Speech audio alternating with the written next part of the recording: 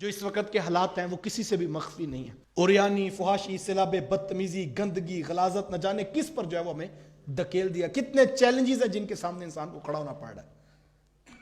معاشی طور پر دیکھ لیں، معاشرتی طور پر دیکھ لیں، سوشلی دیکھ لیں، آپ ازدواجی زندگی میں چیلنجز کو دیکھ لیں، آپ جو ہے وہ نجی محافل میں دیکھ لیں، آپ گھریلو زندگی کے اندر دیکھ لیں، آپ نے سکولز، کالجز اور یونیورسٹیز کے اندر دیکھ لیں. مسائل کا ایک پورا سیلاب ہے جس کے آگے انسان کو کھڑا ہونا پڑ رہا ہے. کبھی آپ نے دیکھا ہو یہ سیلاب آتا ہے تو جو شخص اکیلا کھڑا ہوتا ہے سیلاب اس کو بہا کے لے جاتا ہے. تو اس سیلاب سے بچنے کی صورت کیا ہے کہ 15-20 لوگ اپنے بازو ایک دوسرے کو پکڑا دیں. سیلاب تیز بھی ہوگا تو یہ بازو اگر آپس میں نہیں چھوڑیں گے تو نتیجے کے طور پر سیلاب کا مقابلہ کر سکیں گے.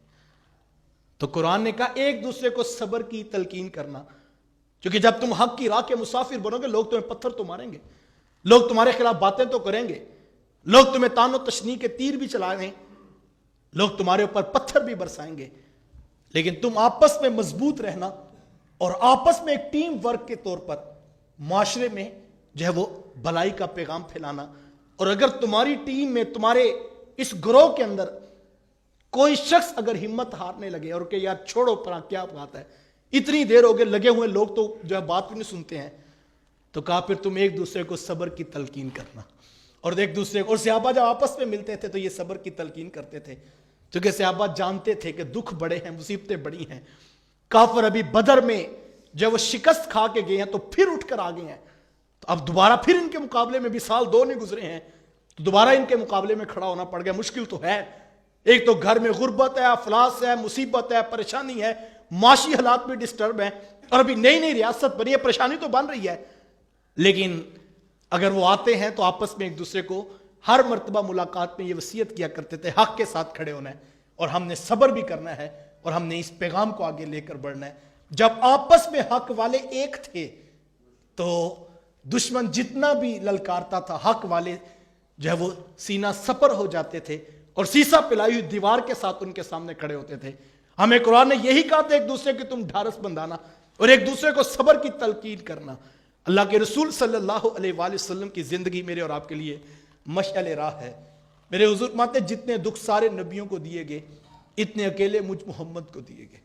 اتنے دکھ حضور اسلام کو آئے اور حضور گھر جب آتے ہیں اللہ اکبر تو حضرت خدیجۃ الکبریٰ رضی اللہ تعالی عنہا میرے حضور کی ڈھارس بنداتی ہیں اور عرض کرتی حضور اللہ آپ کو ضائع نہیں ہونے دے گا، چونکہ آپ یتیموں کا سہارا ہیں اور آپ بیواؤں کے ساتھ اچھا سلوک کرنے والے ہیں.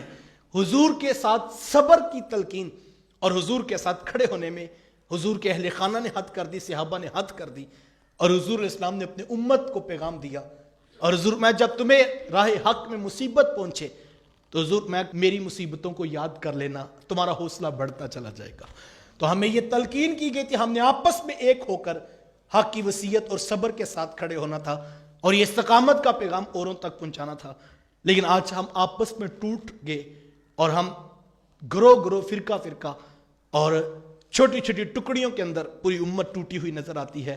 اہل حق نے جو ظلم کا مقابلہ کرنا تھا، یہ نصیحت تو ہمیں تھی، یہ وصیت تو ہمیں تھی، ہم نے ایک دوسرے کو یہ بھولا ہوا سبق یاد کروانا ہے. لیکن ہمارے دشمن نے ان ساری چیزوں کو قبول کر لیا اور وہ آپس میں مختلف مذاہب ہونے کے باوجود ہمارے خلاف ایک دیوار بن کے کھڑے ہیں. لیکن ہم پوری امت ہونے کے باوجود بھی ٹکڑوں میں ٹوٹ ٹوٹ کر بکھر گئے ہیں اور دھاگا دھاگا ہمارا امت کا اس وقت خون سے آلودہ ہے اور کوئی شخص نظر نہیں آتا جو اس وقت امت کے اوپر ڈھارس بنداتے ہوئے ایک مرہم ہی رکھ دے یا ایک پٹی ہی امت کے کسی زخم پہ رکھ دے. ہر کوئی جو ہے وہ اسی نشے میں ہے کہ میں اکیلا ہی سارا کچھ کر لوں گا. اور جیسے انسان کے اندر یہ سوچ آتی ہے، وہ گھر میں ہو، وہ باہر میں ہو، وہ معاشرے میں ہو، وہ خاندان میں ہو، وہ آفس میں ہو، وہ فیکٹری کے اندر ہو، جب انسان یہ سمجھتا ہے میں اکیلا ہی سارا کچھ کر لوں گا تو پھر اس کا نتیجہ اس کو حاصل نہیں ہو پاتا ہے. مجھے اور آپ کو حق کی وصیت اور صبر کی تلقین کی گئی.